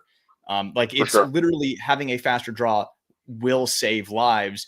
And Mhm. Pareto principle, 80% of that is going to be in your skill, your performance, your training. And there's Yep. going to be less of that involved in gear, but the gear is still incredibly important. I Oh am like yes. I'm a baby-faced vampire. I'm older than I look. I remember back in the day when I was carrying behind the hip in like a Galco Yes. Summer Comfort leather holster. And Yep. it just running when I started carrying an appendix and I started like, okay, what's the best appendix holster that I can get? Finding Tier 1 Concealed that one has so many concealment principles built into the holster itself that make it the most concealable, the most Yeah. durable too. They build it up so the thing will last. It's less likely to crack. And then the speed that it offers because it's built for speed, it it is literally a piece of gear that could have that little 1% extra chance of saving your life and delivering if you ever need it. And it just so happens if you enjoy running appendix in competition, it is the go-to one, especially the Apex holster. Yeah. Yeah. It's they're again they're and it's funny because um I can never leave anything alone. I'll always find a way to make it better. And I don't know if it makes them mad or not. And this is with anything that I get from anyone. My two go-to Kydex companies is Tier 1 Concealed and QVO Tactical. They both have different roles for me. And that's like a whole nother discussion on why I would pick one over the other. But when the Apex came out, Donovan Moore, very good friend of ours, business, we do business with him as well. Uh, when he showed me that holster, I was like, okay, that's cool. I actually have a holster that I wanted them to make for me once before too, and it could still happen, but it's very similar, but it's also extremely different. I actually have it in the other room. It's pretty funny. And I took a Tier 1 Access Elite and made my own attachment for the flip, the middle of it, and it still operates and flexes with the shock cord, but the piece that I made is like from the perspective of Kydex manufacturing is an abomination, but it works extremely well. Um, and when Donovan was like, "Hey, I got this new holster coming out with Tier 1. I'm going to send you one." I'm like, "Okay, it's actually right here, right?" Um, I'm sure I can show a holster Oh on the yeah. live. Oh, if I can get it. 1 second. The sword's stopping it. My mag carrier is pretty much horizontal, and you can't do this with the stock Apex, right? So I went in there, being me, I was like, I gotta modify it, right? So I modified it on the spot, tilted it really heavy, and this is when we were at Defender Ranch. This is when I got my Elite Standards coin, was with this holster and the gun that it fits it. And I modified this on in the middle of the field, and they were like, "What are you doing?" I was like, "Well, this is mimicking the holster I made, but it's still different. And this puts the holster at a more horizontal angle for me." And same thing, I know what I like as a shooter. That aided me. And, we kind of joke about it like, yeah, that holster helped me get your coin because of the Yeah. reload part of it, right? So, yeah, man, it's always like the innovation with holster tech is just outrageous. This thing is probably the craziest holster I've ever seen as far as it's simple in its design, but obviously no one else has really done it to this level. The amount of adjustability in it. I mean, you have one, you know how crazy you can get. And then Yep. even if you start doing stuff that you're not supposed to do and getting it to do this, right? It's just it. I can conceal this. People always are concerned, like, yeah, I can conceal a magazine like that. Actually, it's easier to do it that way, and it's better to reload from for me personally. And then, all these accoutrements on this holster where it just makes it, like you said, it can conceal the gun. Like I can make a full size gun disappear with the wings and the flexibility and the clips and the adjustability of it. I can make a big gun disappear versus, like you said, back in the day we were doing those crossbreed super tuck Oh plastic yeah. leather things, because they were comfortable, or like I said, the FBI canted Bianchi holsters and stuff. When I first got into appendix carry before my good buddy Jason Roth made me my first taco holster, which again at the time was, you know, night and day over what we were using. I was trying to like modify an alien gear to carry an appendix, and it was awful. So it's just like comfort, adjustability, all that stuff. Like the holster tech's so important. Like you said, all those small things to make it optimal for you to have that faster draw. Um, like I said, one sub one still extremely spicy. You have to work for that. Oh yeah, that I takes think effort. one I think a 1.5 draw is not hard for most people to attain, and that's still very quick, right? In Yep. comparison to, I would say any other way would probably be anywhere between 2.5 and 3, right? And that's Yep. a lot of time. That's a lot of time in a gunfight. So and then you got just some animals out there that can do draws like in, fives and sixes, and they got rounds going and can execute a bill drill, at Mach Jesus speed, right? So um, the See, biggest, I can do that, but I have to have Crimson Trace laser grips, or else it's just not going to happen. oh, really? You know. Now, I mean, it just depends on the situation, right? So Donovan Moore, I keep bringing his name up, but super good instructor. You should go train with him if you haven't. Everyone that's watching this. Um, One of his elite standard stages is a retreating bill drill, and it's a very, very real scenario use case kind of drill. right? Everyone stands still, does a bill drill at 7 yards. But if you haven't done this, try starting at contact distance with the target, like 3 yards away, and kind of like at a surrender position, and try to do a bill drill while moving backwards, because that's a very realistic kind of technique to have to use in a defensive situation, right? Um, Being able to draw at that distance and start ripping rounds, you'd be surprised how quick you can do that if you're very good with the holster, right? So I think my best time from concealment off of a rig like this was like a 137 at that with a retreating bill drill. Um, I did not have a single sight picture up until the last 2 rounds, but all A zone hits at that distance. Like that's a super realistic scenario. Oh yeah. And in my opinion, more what you're probably going to encounter. We put red dots and all this cool shit on our gun, but realistically speaking, like that to me was like this is probably what's really going to happen. I'm going to pull the gun out as fast as I can and start hammering on the trigger, and I might get a sight picture towards the end of it, right? So, super helpful drill, and I think it, like you said, 1.3 seconds is a very quick gunfight, realistically speaking, which is it's not unrealistic at all. Yeah, So, all the fancy stuff, the red dots and all that stuff is there for if everything goes wrong and it's not the dude's not going down and you can pick it up, or yeah, you're at distance, yeah, you're in a shopping mall and someone starts yes. going to town. Yeah, we always set up our gear for the absolute worst case scenario, but you also kind of have to bring it back and think like realistically speaking, statistically speaking, what you're actually going to encounter, and then just make sure all the modifications and kit that you have on your gun's actually going to be useful for that super low percentage of use case, right? So We can't forget that Eli Dicken clapped that shooter from significant distance with a stock Glock with like blazer brass FMJs. yeah, So it's having the gun is the important part. All this other nerdy shit that we do to it is essentially min-maxing. We're adding, yeah, a half of a percentage of performance with each yep, little thing that we're doing.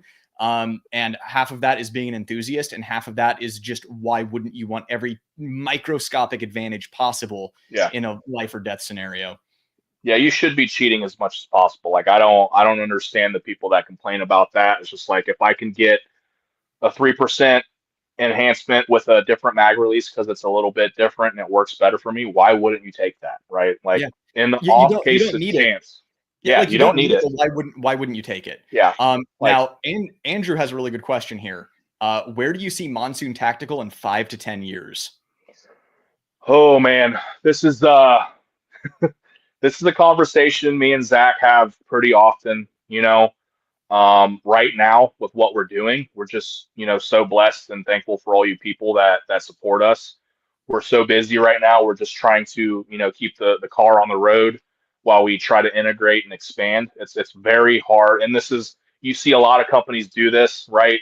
Um, Prime example is Stealth Arms. Very good. Tim's a good buddy of ours too.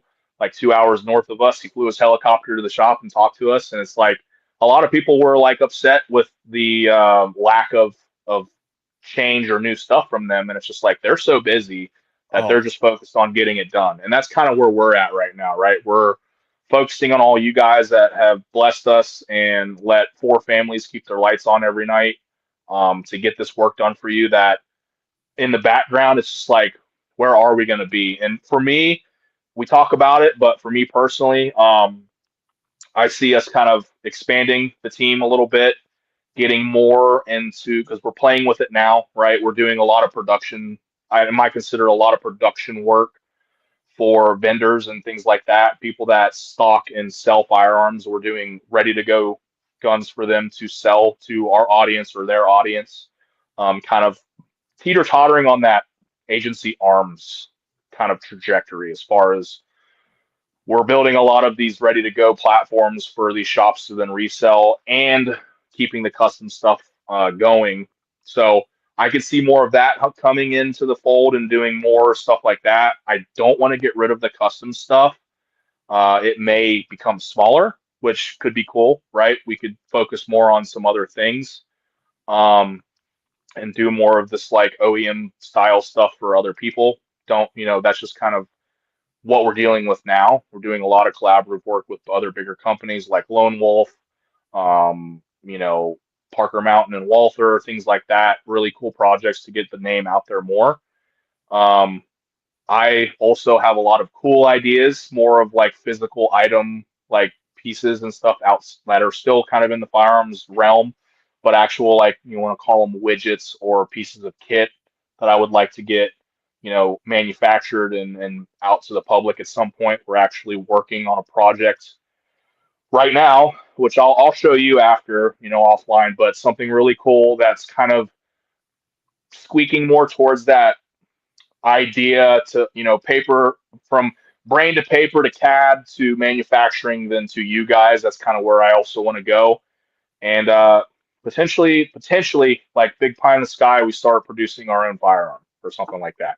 It's Yeah. hard telling, you know, really what we're doing right now. We're we're just focusing on getting the work done at a high level for you guys in a time frame that's acceptable, right? Because we're extremely busy. You know, there's only 4 guys in Team Monsoon, right? That the thing that we say all the time, and we all have specific roles in the machine, right? Every one of us is a certain cog in the machine, and if one of us goes out, it kind of goes to shit, right? So, um, right now, just more people to help back us up and make our processes more robust, and then just keep on keeping on until we can kind of start making these bigger ideas that we think would be worth bringing to market a reality. So we're not going anywhere. We appreciate every one of you guys that support us for sure. Man, I'm glad to hear that that things are so busy over there. That makes me really Yeah. happy, because if anyone deserves it in this space, it's you guys, because you guys are industry best in my opinion. So I'm just glad that you're getting the Appreciate that. love. Yeah. Now Yeah. I have one more question for you, and then I'm just gonna like lightning round a couple of quick questions I've been seeing in chat. The question I have for you is lightning cuts. How much of a difference do they make, especially once you start adding stuff like ports to guns? Like, because you know, you see staccatos with their little X series lightning cuts on, you know, the comped Ps and the XC and all that kind of stuff. How much of a difference have you experienced with lightning cuts on guns with different setups, either OEM or ported? So the lightning cut debate, right? We've talked to a couple guys in length about this. It's just like you're you know, depending on the gun, it may or may not need it. Like, you're not going to do lightning cuts to a Beretta. One, there's not Yeah. enough material to do that, right? But realistically speaking, what you're trying to do is, if it's a heavier gun like a Glock or even a Staccato or something like that with super heavy features, is you're trying to take some meat off the bone while keeping the gun like structurally intact, because that's very important. Mm-hmm. Um, and trying to basically speed the slide up, right? There's like a hit or miss difference on how much of it works, right? If you took an X-Duration gun and a non-X-Duration gun, say Staccato P, for example, being kind of like that middle ground, like do it all. There's a lot of them out there. You're not going to notice a difference in recoil versus for the two with those little, you know, 6 cuts that they do, however many there Yeah. are, right? Now, if you do something aggressive like our MVCs, okay, which is taking a lot of meat off the bone while again still keeping that structure intact, you're going to notice the slide reciprocating quicker and returning faster, right? But they're, again, diminishing returns. If you do it too much, you start having crackages and breaking and all that stuff. I've seen all kinds of guns do that from the OEM. So there's a line there, right, on how much you want to play, and it does help, but there's also like a line there. Like, if you don't do it enough, you're not going to notice it. If you do it just enough, you will notice it. If you do it too much, you start getting failures, right? So, um, and spring rate also has a lot to do with that too. So once you start porting them, like I will pretty much, like, my favorite combination for like a super race gun, like performance driven kind of sense use case for me would be like a Staccato, a 4.4 Staccato P with our MVC windows and the Grandmaster Genghis comp with a 10-pound spring is just like lights out. It's crazy, Yeah. right? And we're lightening the slide. We've got a little bit of a lighter recoil system, and then that port's driving everything back home. It's nuts, right? So that combination of stuff does matter. It's just how it's done. Again, and that just becomes a trial and error, as much as you don't want to say that, like a trial and error thing. There's a lot of things, at least on our side, that we've done that's never seen the light of day, just because, like, this really isn't doing enough, or I don't think it's worth the squeeze, right? Like that's kind of where, you're not doing it just to do it for, the sake of doing it, right? So Yeah. it can go a lot of different ways, man. Like it's a pretty good question for sure. Yeah, it's one of those things where, like you said, depending on the setup, most of the time it's imperceptible in my Yeah, hands. yeah, But it's like you said, once you start throwing everything in the kitchen sink yeah, at a gun, when you're porting, you're doing everything, porting springs, all that kind of stuff. That's yeah. where the lightning cuts, you're shooting one with and one without. It requires kind of significant lightning cuts. Then you can Mhm. kind of perceive the faster cyclic rate, but Yeah. yeah, that was my suspicion. All right, now a couple of quick questions. First of all, Brian said he just got his C2 with Genghis comp back from you, and it's amazing. Is there anything that Vinny can do to the factory comp on the Prodigy comp to make it more like the Genghis comp? Um, so it's pretty similar as far as its overall styling. Um, I haven't actually had time to get a hold of one of those guns and test it myself to see what's going on. I will say that we've done a couple, like we've done our Grandmaster to those guns, right? So someone will send it in, we'll do the 3-port add-on. And depending on what kind of issues they may or may not be experiencing, we'll go back through and fix any issues that there are there. Again, Springfield kind of went more on the tight side for things. If we absolutely have to, we can go back through there with our SOPs and processes and kind of do that. We haven't had to as of late, but we tell people like, hey, if you're experiencing any issues, let us know. We could potentially help you fix that. Like that's kind of our everyone. Like at first, it's kind of to backtrack a little bit on the OEM stuff. When I first started seeing a lot of OEMs doing porting and comps, I was a little like, oh no. But then I was like, well, it's not really going to affect us too much because the MMP comp, like we have an enhancement package for it where we actually open the top half of the factory port up, and then we can put like our 3-port as well in the factory window, and we gain that business. And then the same thing with the Prodigy comp and all the other ones coming out. I can pivot and apply our data and technology to these other guns to make them better, as you can see, um, to make those guns shoot better. So um, I don't really think other than that the 3-port add-on for the Prodigy, that's probably all I would really do, unless you're experiencing some kind of issues with the factory comp. Really, the right thing to So, do is to just get a Prodigy and just send it to Vinny to do his own complete package too. yeah, Because, like I said, my experience with those factory comps is they don't have the squeeze that Vinny's work has. So that's my thing. Dan the Wolfman says, "What's up, guys? Good to see you." Talking about the dimples and the empty space there, import restriction. That's going to be true on like Glocks imported from Austria, but at the same time, like I'm talking M&P that's made here. So it's just like it's a really weird choice. Kenji said he thought Humble Marksman said something about that. I'll have to ask him because I'm going to talk to him pretty soon. At what round count through a gun do y'all say is enough to ensure reliability? What's your opinion on this? so I would say anywhere between 500 to 1,000 rounds would give you a pretty good baseline. So when I test guns, whether it's for my personal use case or just to get an idea of what this thing's going to do, when I say 5 to 1,000, I mean in quick succession. Like I'm not going and shooting it for 100 rounds this weekend and 100 next. It's like, no, there's a good possibility within the first 30 minutes, it's going to have 100 or 500 to 1,000 rounds put through it. Um, and the most recent thing that I did that kind of used this method was when we were doing our collaboration with Lone Wolf. I wanted to make sure that that gun was going to run before we decided to start doing anything. And I actually did a live video on it. This was a while ago, but 500 rounds of actually it was 600 rounds of different kind of ammunitions. And I had all my magazines loaded, kind of like a Sage Dynamics thing. Those 600 rounds were spent within 25 minutes. That's a lot of ammo very quickly because the gun's going to get hot. It's going to get dirty. Most of the time people are like 100 rounds, clean it, go back and shoot it. you're really going to be able to see when the wheels start falling off at high round counts. Yep. So if you do that, it sounds like a lot of money to expend to get that data.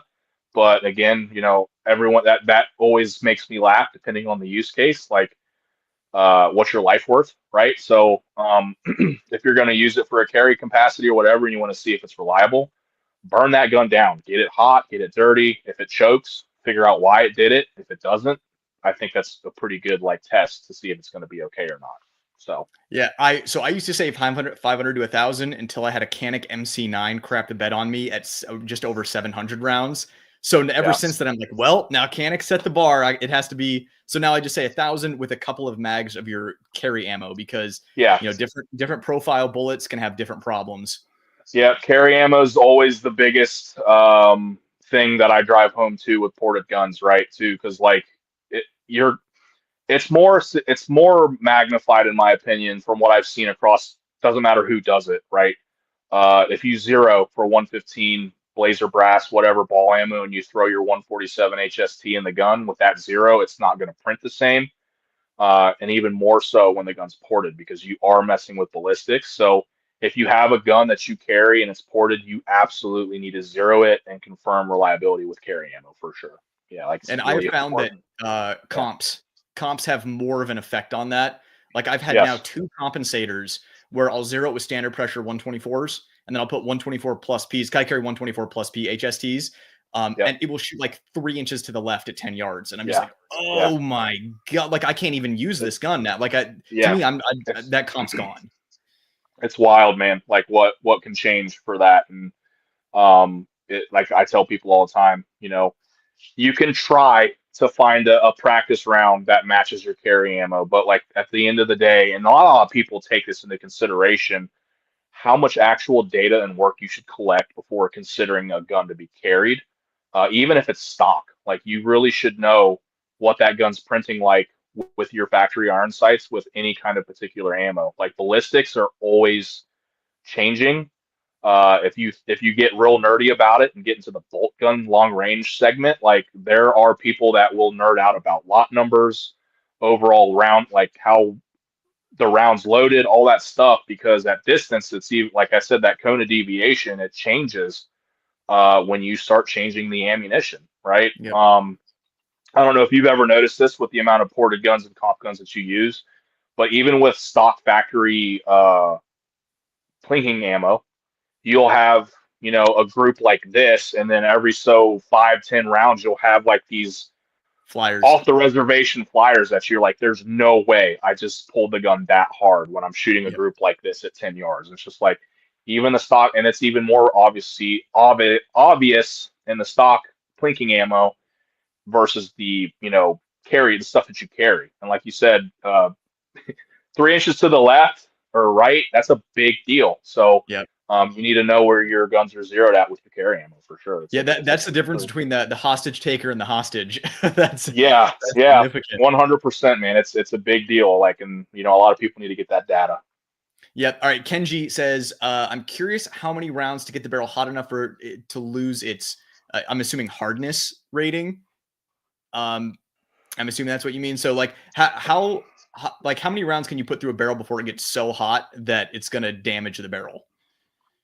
From a pistol, I don't think you're ever going to get it hot enough to do that. You'd have to have magazines on magazines with some kind of giggle switch engagement to potentially do that, right? Because a lot of these barrels are like hard chrome lined, and Glock barrels specifically super hard. We machine them every day, so we know like what we're getting into, and like a lot of those barrels, even like my Staccato P, I have so many rounds through that gun now, and it's still accurate. The rifling looks great. I think it's really hard, very hard for any like normal enthusiast to burn a barrel out, right? I don't know. I don't know that answer, but I don't think you're ever going to be able to. Prove me wrong, but like giggle switch with like plus P plus buffalo bore and about 5,000 rounds, and then you're gonna need some really hot moving stuff. That's like 6.5 Creedmoor and 6mm Creedmoor. Like those barrels normally only last 5,000 to 7,000 rounds, realistically speaking, because the bullet's moving so fast. That's what you would need out of a handgun. Unless you, I don't know. I'm assuming he's asking about handgun barrels. So Yeah, I would assume so. Um, yeah, Now, Mr. H, I want to step into the 2011, but I can't afford the Bolt Armory and hire TSOS, Gerson, Match X, Mac 9DS. You have the Gerson now, right? The Staccato XC at home. I have. Yeah, so I have the Staccato XC at home. I have a regular Commander Gerson, and I have a T Sauce, or whatever their Commander version of that is, and then obviously I've had extensive, time behind the DS9s and all that stuff up till Yeah. now. So yeah, I got a good selection of the Turcado Turkish guns for sure. Out Um, of those, out of all of those, which one are you the happiest with? Out of the box, don't have to do anything to it. Probably the Mac DS9. Hmm. Um, the XC at home is interesting for a lot of people, but I had nothing but problems. Inherently so, right? It's first of all, I mean, I know it's out now, but I got it extremely early. Like we weren't supposed to get these, and somehow my contact got a hold of two of them. So I snagged one up, immediately started to shoot it, and I didn't make it through 500 rounds without problems. Yeah. Now, I'm working on the review on that, but it's to me that gun you need like it's a thousand bucks. I don't know if we're allowed to talk price. I can't remember, but you know, a quarter of the cost of the Staccato XC, which is what it's mimicking. From a shooting standpoint, guys, it's pretty close to an XC. It's not exactly there, but for what it is, it's close. And I think for what you're paying for it, you need to expect to kind of modify it and get it to run reliably. But if you're looking to just buy one, I don't want to have to deal with it. There's still a chance that you're going to have potential problems because it's still a high manufactured. There's not a lot of hands QC wise getting put on it. I think the Mac DS9, and even the newer ones, that the full dust cover ones with Hmm. better aesthetics, is probably a good choice for the money as far as I want to buy this and go shoot it and hopefully not run into issues. I think your likelihood for issues is a little bit slimmer on those guns. Yep, I So, agree with you. All right, lightning round on will you work on this gun? Uh, will you port a Walther P99?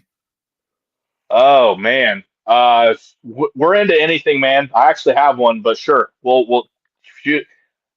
If you're interested, email us, and all we can say is no. But we would do that for sure. Yep. VP9 SK. Would you do a lucky threes on that or what? Yeah, probably that's the small one. So, Yep. yep. Uh, what about FN 509 mid-size tactical porting the slide barrel Cerakote? I'm assuming you do that. Or I Yeah, guess if is, it's, I is the mean, tactical? Do you port threaded barrels? no, normally on threaded barrel situations, we tell them just to take the I don't even know the right word for it. Either way, we normally will chop the threads and recrown the barrel on a threaded barrel version. So just want to take that potential, like, because there are people on there that will try to screw shit onto that thing. Um, Believe it or not, I've had quite a few people ask me, "Can you still shoot it suppressed when it's ported?" It's just like, no, we're just going to take that away from you and not let you even try it. So if it's threaded, we can cut it, recrown it if you're cool with that. If not, go get another barrel and we can just port that one. And you can switch barrels around. Yeah, because I've had people ask me about porting, having a compensator on a threaded barrel and then porting the Mhm. barrel. That would work. Yep. It's just a liability standpoint if you don't want someone to put a can on there. Yeah, so I mean, I say that again, right? But like I said earlier in this live, we did open the door for people that have compensators to add porting to it, understanding like your mileage may vary depending on the Hmm. comp. Because like, I have a Glock over here with a KKM dual port comp, and that's Hmm. already bleeding edge reliable. So if I ported that, it could probably not work very well. So Yep. like the opportunity to do that is there. We just kind of throw that little caveat in there, like mileage may vary based on our experience, like that single port compensator with the porting normally is going to be okay, right? But Yep. hopefully nobody goes to screw a can on because I don't know what that would do. I don't know Yeah, what that would do. now we Yeah, almost need to find someone with a high-speed camera and just run yeah, a ported suppressor on there and see what happens. yeah. It sounds like a good video idea. Yep. All right. Two more questions, and then we will wrap this up. What are your thoughts on running the Staccato CS with a DPM recoil spring? I won one and runs like a full-size pistol. So the question I want to turn this into is, have you messed with DPM recoil reduction systems? Yeah, we've had quite a few of them roll through the shop. I'm pretty sure they make like recoil systems for a lot of different platforms. Yep. Our buddy Jay Weth and D Gaines, they pretty much, I'm pretty sure they default to recoil systems like that. Yep. Again, kind of talking about it, our primary goal as far as the porting side is concerned is to always try to get the gun to run on OEM equipment, right? OEM sprung guns. If it can run with the OEM springs, which for the most part across a majority of the guns, minus I would say the M&P. All right, the M&P is kind of the anomaly. I think they did just such a good job with that gun in general. Most guns are oversprung, right? So if it can run off that oversprung kind of design, from there, if you personally want to start tuning it, you can. But that flagship, it'll run stock is kind of what we hang our hat on. A little bit of peace of mind for most people. They don't really care or want to dive into that. But if you're on like the tuner side, you kind of nerd out about it. You want to squeak out a little bit more performance, you can do that. So the DPM is just that, right? You can go in there and like it's specifically made for your gun, and you can change the spring weights and see what works the best for you. And again, at the end of the day, when it comes to spring rates, there's diminishing return. If it's too light, the gun will start to unlock earlier and can cause accuracy issues, right? If it locks up too much or there's too much spring pressure, it could cause feeding issues. And what you're honestly trying to do is find that right combination to where the gun is returning at the same spot, right? So, if he says that the CS with that spring combo shoots like a full size gun for him, that's awesome. Yeah. As long as it's DPM reliable. DPM is a channel sponsor, so Okay. I reviewed them and was a fan of them, and then they reached out. So I always recommend. In fact, I have a custom DPM kit in my M&P 2.0 that you did Lucky Sevens on, and it's one of those things that makes it just a couple percentage points, a little better return. But it like your ports ran 100% with OEM gear, and I think I think that's the way to go, and that's critically important. All right, last question. If you could improve the Staccato XC, what would you do to it? There's one actually in the other room. If there was anything to do to it, like this one this is pretty much ideal in my. It's like as much as you can really get out of it. So we put our Lucky 3 on it. Okay.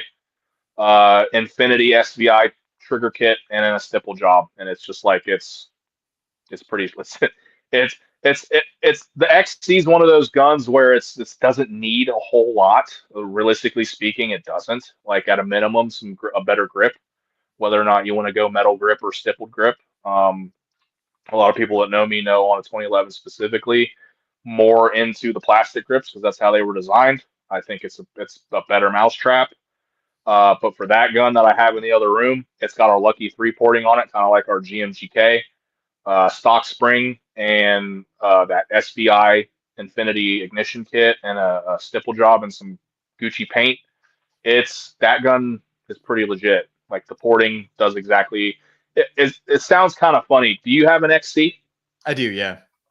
So, have you ever felt like the gun was slow? Oh yeah, for sure. Oddly enough, the porting speeds the gun up. Really? Yeah, which is kind of weird. It's kind of the opposite of what normally happens, but from what I've noticed, it speeds the gun up a little bit. And I don't know if that has to do with the drop in pressure, like I've talked about before, but I feel like the gun is returning quicker. And the way a lot of people normally fix that issue in the XC is they'll jump the spring rate up to about a 10-pound spring. That's what I did. Yeah, which that's Staccato did their duty version, which is literally a 10-pound spring with like a Staccato P trigger. Yeah. So again, that slide speed, like we talked about before, can be very, the spring rate can dictate how fast that slide's going to reciprocate and return. So if you got a super low spring rate, you start running into that, diminishing return of like, okay, it feels softer, but I'm also like, what am I giving for this, like potential feeding issues and a slower reciprocating slide. So for an XC, that's probably like max what I would do, and it's pretty legit. It's fun. I would sit here and also say it doesn't have to have it. That's just if you're feeling a little squirrely, right? You're on that wild, you're on the wild side of things because it's hard enough to I don't want to say convinced because a lot of people do it, but like cutting into expensive guns, one, it takes a lot of trust in the shop that you're doing that for. But once you start getting into that 4 to 5 range for a pistol, it's even harder to make that decision. So we've only done a handful of these, and I could say it's worth doing if you're okay with cutting into your investment, so to speak, right? Because once you do that, it could potentially be harder for you to get rid of. Your warranty's obviously gone. But if I had to be like, yeah, you want to take it to the next level, this is the way for sure. Right on. Yeah, I mean the big thing for me is the Staccato's premium best in industry warranty service is baked into the price. So you're basically just taking a chunk of that price and throwing it in the trash can for that performance gain. And honestly, a lot of guys who have Staccato XC money, they don't mind that because they'll just, if there's any problems, they'll just send it off to a gunsmith or just pay Staccato to fix it. So and that's part of our mantra too. We take on any responsibility once we touch a gun, regardless. It could be minus Cerakote wear. Like if you hit me up 6 years later and the Cerakote's gone, it's just like, well, that's inherently the Cerakote. Unfortunately, is kind of a wearable item, so to speak, which is why it's so cheap to apply. But we kind of, if we know that we did the work, and you had issues or any issues with it later on, whether it's 10 days from getting it or 4 years from now, we'll look into it and fix it for you. And we've even had people who said, hey, I bought this gun. I don't know what's going on with it. I might have some issues. And it's hard to tell what someone has done to it after we, sent it out, because that does happen.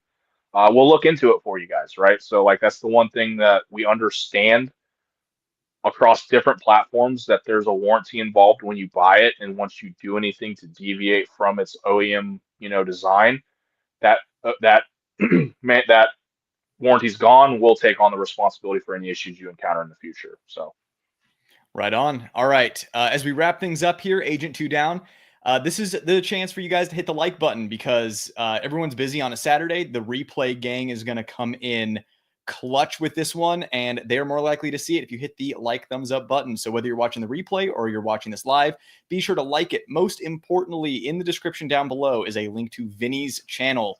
Subscribe to him, give him some love. He is a beast on Instagram, so be sure to check out his Instagram as well. And is your handle just Monsoon Tactical over there? Yeah, Monsoon_Tactical on both platforms. As far as Instagram, that's obviously where a lot of our presence is in the social media space. And then, like I said, YouTube's new for us. We're enjoying it. So if you guys are followers of ours and you've been like, where you been, just understand you're the reason why. Nightwood, really appreciate you having us on and getting us in front of your audience and having a good, fun conversation.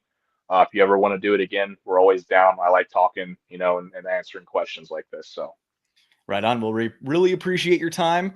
Thanks everyone for being here and checking out this live. I'm going to have another live coming up very soon with another guest, so be sure to stay tuned for that announcement. But other than that, we'll see you guys later. See you guys. Thanks.